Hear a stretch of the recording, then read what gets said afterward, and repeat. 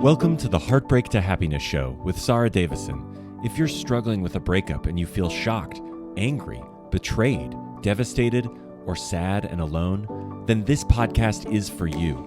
Best-selling author and award-winning host Sara Davison shares how you too can get on with your life to heal, grow, and move from heartbreak to happiness.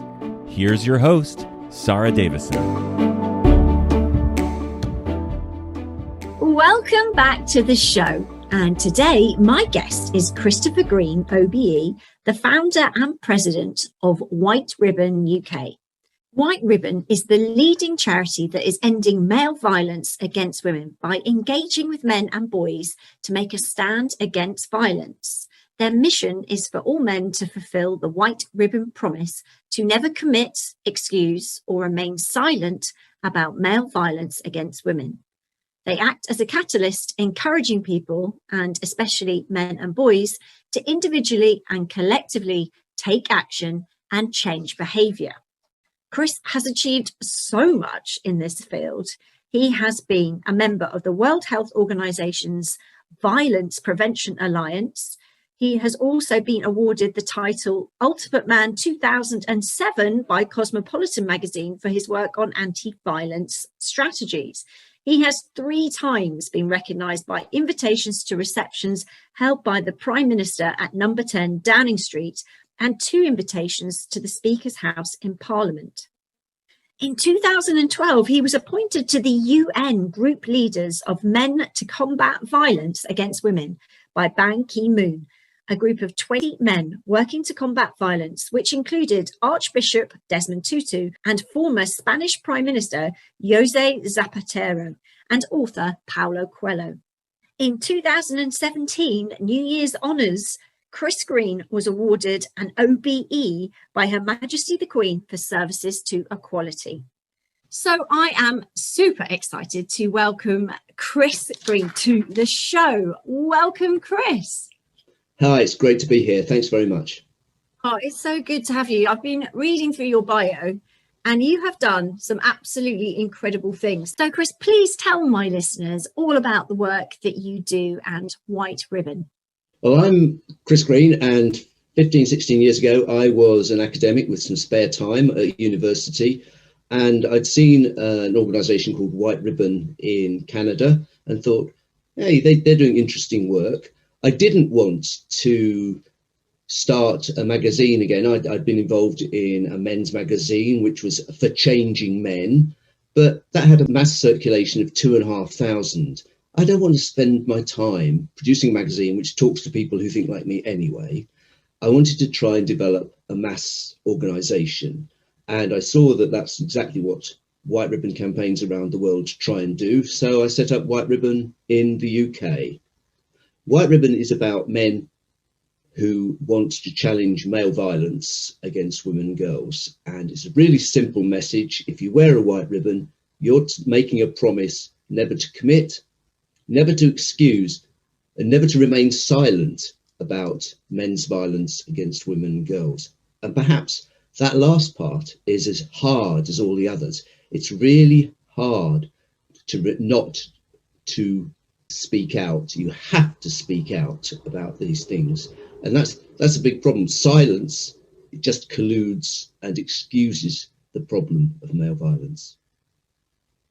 A lot of people find it hard to speak out though, don't they? Because maybe they're friends with somebody that they witnessed doing it, or maybe they're worried about the repercussions for themselves. So how do men speak out if they are witnessing something or think that something's happening?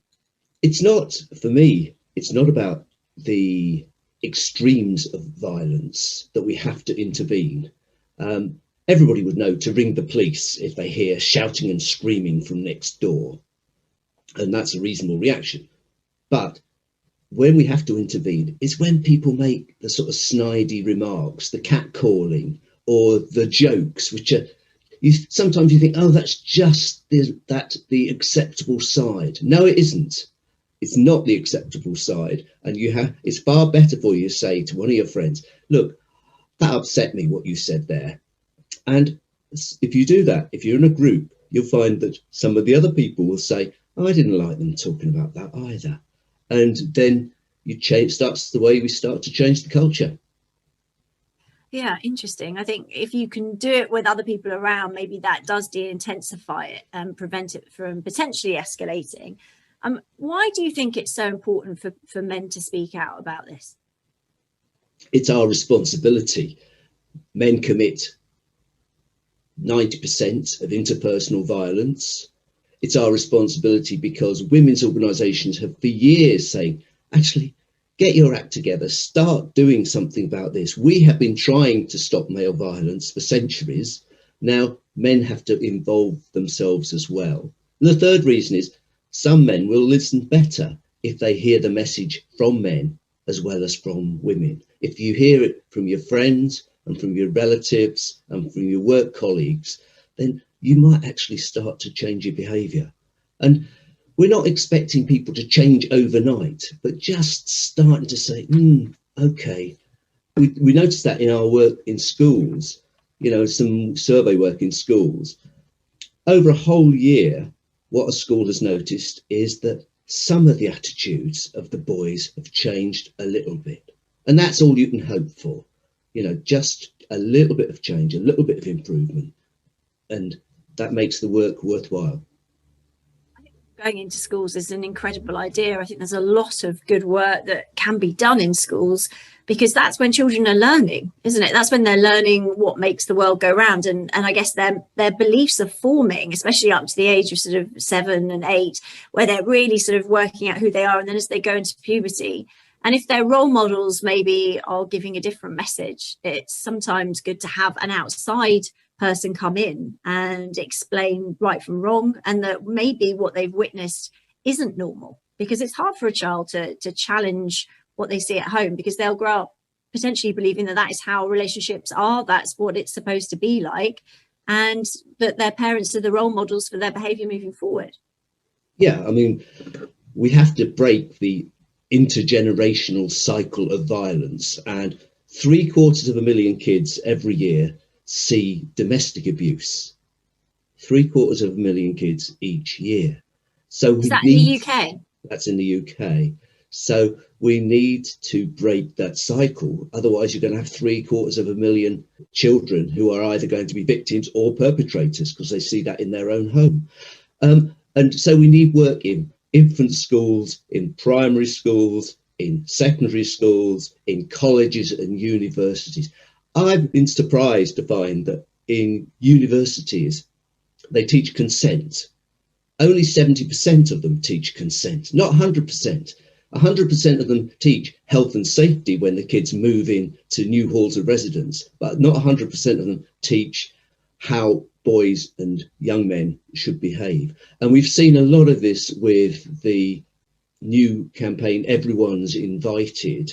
And that started off with a few hundred testimonies of young women who said, this is what's happened to me. And it's up to tens of thousands now. The last time I looked, it was 15,500. And these are mostly school-age young women saying, this is what happened to me. And the joy for me was when one young man who just left his school sent a letter to his own old head teacher saying, look, I've seen 150 testimonies of young women saying this happened to them from boys from your school. What are you going to do about it? And they, of course, started to take action. But it shouldn't have had to take that pressure. But still, that pressure applied means there's been a result. Can shine a light on these issues, the more awareness is there, and then things can change, hopefully. I mean, when you talk about domestic abuse, Chris, what are you specifically talking about? Are you talking about violence, physical violence, or does that cover more than just the physical side? There's all sorts of violences and white ribbon campaigns around all of them, but the difficult ones are to show are the controlling relationships, the ones which go on for years and years and years. And fortunately, that is now illegal in the UK as well, but it's still difficult to prove. So it's far better if it didn't happen in the first place, which is why our campaign is based upon prevention. It's about trying to teach people about relationships of respect, love and equality, because if you live in a relationship like that, then you're not going to get into the abusive relationship at all. And whether or not it's physical violence or emotional blackmail, it doesn't really matter, because it's quite easy for a guy then to get into a situation. Oh, well, I would hit you if I didn't hit her. I didn't hit her. But if you're scared of potential violence, what's the difference? I hear a lot of this in my coaching clinic, people coming out of toxic relationships and maybe not even being aware that they were in a toxic relationship because it was just so normal. It was just part of their everyday life. And those threats or the control was something that they just managed or live with. Now, it does go both ways. We have to say at this point, it isn't only women that suffer from controlling men. It can be the other way around. But unfortunately, and as Natalie Page from the Court Said movement pointed out in her interview with me as well, statistically, it is more females that are suffering from this than men. But it does happen both ways. But, I think with the family court system the way it is so hard to prove coercive control, controlling behaviours. And a lot of the victims of this will have minimised it and normalised it anyway. So coming out of that, sometimes you think, gosh, it's so easy to do and accept as part of everyday life.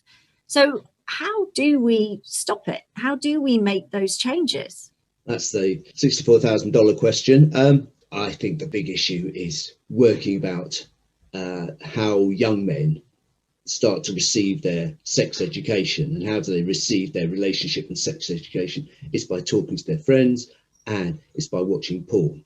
And that's why I'm keen to campaign around that issue, as well as sort of the obvious preventing physical violence, preventing coercive control, because it's where young people receive their education that matters. And one session from a good organisation coming into a school is not going to change the balance of that, as there's evidence to say that one-off interventions don't work. It has to be ongoing process, which is why people are talking all the time about the whole school approach to relationship and sex education.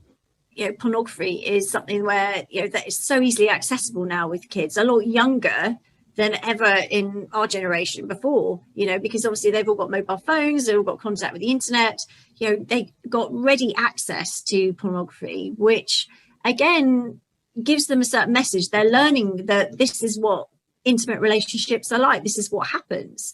So, I think it's really important. But I guess they're topics that, especially us Brits, I don't know about, I've got listeners around the world. I know us Brits, we find it hard to talk about those things, don't we? The kids find those lessons difficult. I'm sure the teachers, I remember when I was taught at school, my teacher was bright red. We weren't even talking about porn. We were talking about how babies are made. God forbid we ever went there back in my day. But I mean, nowadays, is it easier to talk about? Do you think teachers are finding it easier to sort of go in and talk about these things with kids? I was fortunate last week to be involved in a programme with 80 young people from schools, from 10 different schools in the south of England. And it was some of the boys who'd said, we want to hear from some of the women, young women from neighbouring schools about what should be happening. And so there were breakout rooms. It was a Zoom conference, breakout rooms. One teacher didn't say anything hardly in all the breakout rooms, and just listening. And I was only in one of those rooms, but the quality of the discussion was amazing there. The trouble with that is it's all voluntary. So the young men who are volunteering and saying they want to be involved in that organisation were doing so. And the young women who were taking part, again, were people who say, I want to talk about this. This is an important issue. And we're not really reaching out to all, especially the young men who are not really listening. They're just listening to their mates. But it's the start of a process, a hugely good start of the process. And I was embarrassed with how clever they were, how articulate they were. And I was thinking, wow, it's time for me to retire because I'm 50 years older than these people, and they are the voices which I want to be taking part here. As a parent myself to a boy who's now 12, are there things that parents can be doing that, maybe they need to be giving the message as well? I mean, I know parents can find that difficult and embarrassing at times, but are there ways of getting this across? Are there ways of talking about these topics which the kids aren't going to die of embarrassment and the parents are giving those messages across? Do you think there's some key things that parents can be doing to support this too? I think the easiest thing is copying behaviour. Yes, as we alluded to before, young boys learn respect from their parents, and if they see us behaving in ways which are respectful to each other in our relationships, that's what they'll learn. If they see people being disrespectful, they'll learn that too, and that's the important role model that they have. Of course, the other role models they have are celebrities and peer groups, and hugely important sources of information as well. And as you pointed out, celebrities sometimes are really bad role models, but they can also be really good role models. And we've had our share of people who've been prepared to wear a white ribbon without any payments because we haven't got any money, but to have people doing because they say, yeah, this is an important issue for me. And they're not all old fudgy-duddies. Some of the people are cool and trendy, and those are the people we need to have involved. Yeah, and I do think there are a lot more celebrities coming out in support of good causes generally, and that are inspiring younger kids and generations. And I think that's really, really good to see. I mean, Marcus Rashford recently, I think, has inspired a whole generation of young people, especially boys, to see what you can do with that kind of reach. So, yeah, I mean, I do think it's really important that those messages are getting out there. Have you seen a rise, given the pandemic, in these kind of issues escalating, or do you think we're getting on top of it and things are starting to change? Unfortunately, the stats show that there is a problem with an increase in all the abuses because of people being closer confined with each other. It's not good, but of course there has been some extra support, not enough, to agencies from governments and from individuals saying we need to support these organisations more, but it's been paltry compared to the increase in the problem, and paltry compared to the cost of the issues as well. If we look at the costs of violence against women, it's billions of pounds, because if you look at the costs of the health service, the costs of the extra policing, the costs of lost employment, it just goes on and on and on. And if we can eliminate those costs by an investment, everybody will be happier. Yeah. So it is, I think, getting worse. And as we come out of the pandemic, as people can go out more, there are also some good, useful things, like the train system has said, okay, if you need to leave a violent relationship, you can just get on a train and we won't charge you a train fare. It's symbolic, but it's supportive. Yeah, no, exactly. Those things are really important. And I think one of the good things to come out of the pandemic, and we have to try and look at the good things, don't we?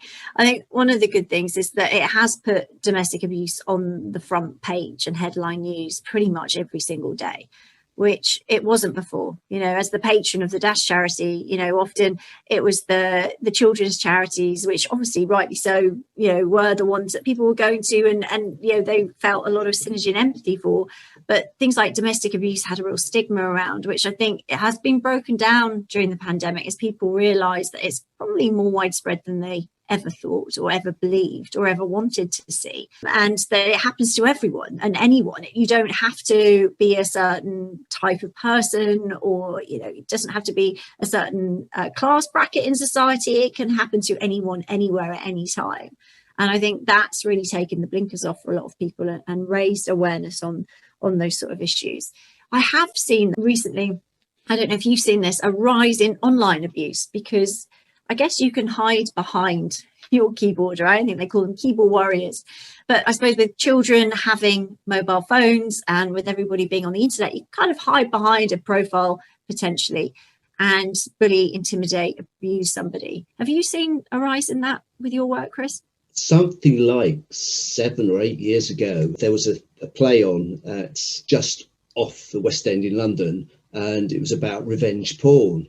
And that was sort of a bit of an eye-opener to me. But this is 7 years ago, but of course it's been a massive increase since then. And the young people who I was referring to before, who were chatting about this, were talking about it at huge length and using phrases which I can't remember the phrases they were using, but they were just saying, the use of terminology of revenge porn images is just so transparent, so ubiquitous that people are using it all the time. And just, and can you explain to my listeners what revenge porn is, Chris? Unfortunately, people say, oh yeah, just send me a picture of a particular part of your anatomy, and people do. And there's the relationship breaks up. And so your ex has pictures of your various parts of your body, which they then say, oh yeah, well, unless you stay with me, I'm going to send them all to all my mates. And they do. I just think that you could say there's fault on everyone's side there. Don't send dick pics in the first place, or genital pics.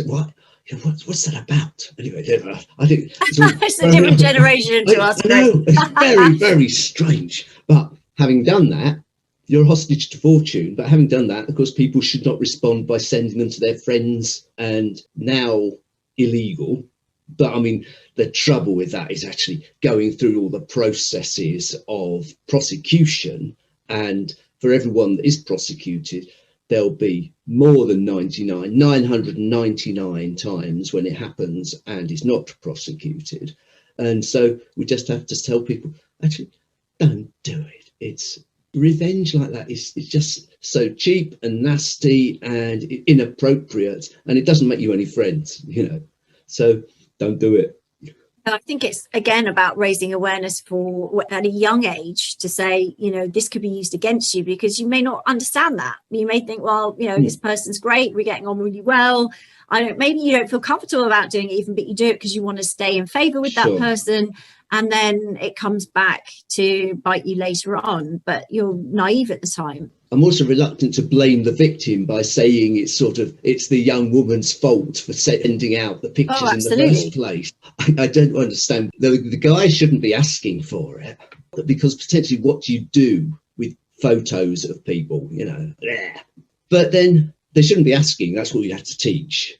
Yeah, shouldn't be asking, but I think it's awareness on both sides, and what to do. So everyone has to take responsibility in some way, I guess. Domestic abuse is never your fault if you've been a victim of abuse. But I think it's this education and raising awareness, which then enables you to potentially spot it. And I think that's what we want on both sides. We want women and men to be aware of what abuse is, so that they either choose not to do it, because it can be men and women too. It could be women asking for the pictures too. Sure, but, it could be both ways. And, I guess it works to increase awareness so that you then have more understanding of what you're getting yourself into before you're into that, and the potential repercussions. And also, again, about drawing a line of what is right and what is wrong, what is acceptable and what is not acceptable behaviour, and what the law is now, and why it's there and why it protects people, and the reasons for this. I think all this can only be good to increase the awareness. It doesn't help when you watch Naked Attraction on the telly, which I don't tend to do, but I've seen it once or twice. I just think, oh, for goodness sake. I always wonder who goes on these shows. I'm going to go to work the next day. I quite often say, I don't know if you guys have seen this show, by the way, people listening. It's called Naked Attraction. It's a British television show at the moment where people are naked and you are choosing who you date from their bodies, and you basically see them naked and decide who you want to date. And the last thing you see is their face. So, it's a very interesting way of choosing a partner. But yeah. Let alone asking them any questions about their opinions or their attitudes and stuff like this. What? Yeah, it's one of those TV shows where they often say, I don't know, John is an IT consultant from London and Jane is a marketing consultant from wherever. And you think, are they going to go to work on Monday? I don't know. But anyway, each to their own, I suppose. Each to their own, something for everyone out there. But it is, I guess the message is a little bit sending out a message that judging someone on their physical appearance is a way of selecting a partner is a little bit flawed, shall we say. This one my son always goes, that show is unbelievable, and runs out the room. So Yeah, Good. it is. That's actually, you're doing something right. There we are. Yeah. Okay. So, I mean, this is a really interesting conversation, and I could talk to you for a long time about it. How do people find out more about the work you're doing on White Ribbon UK?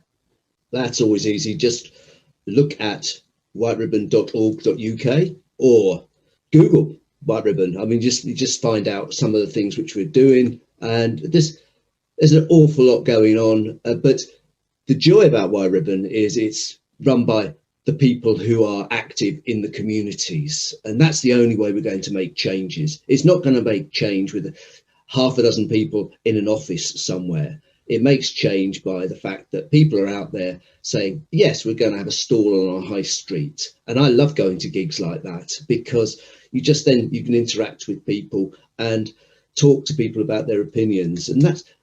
Or I'm going to run something in my workplace, because that's really important. And what you find is that workplace have this huge multiplier effect. They say, okay, we're gonna affect the 20,000 people who work here. That's what you want.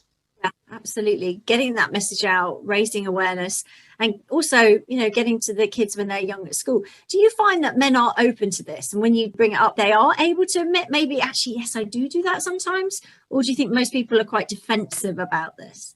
Sure, we're all defensive about when we're potentially criticised, which is why we like to get alongside people and talk to them about some of the issues, which is important, and also important to start working with people when as young as possible. We work with primary schools, for example, which is sort of under 11s, and we find they say, yes, we love the materials, but we tailor the message. We have a message called "These hands are not for hurting," because we don't want to go in there straight with a message about violence against women and girls, because we don't want to address it on those issues. And so these hands are not for hurting, these hands are for helping. And we have a mascot, which is a big cuddly dog, and T-shirts and sort of your hand printing kits and easy stuff. So make it easy for people to be engaged. That's why as well, we work with nightclubs, we work with sports teams, we work with employers, we work with trades unions,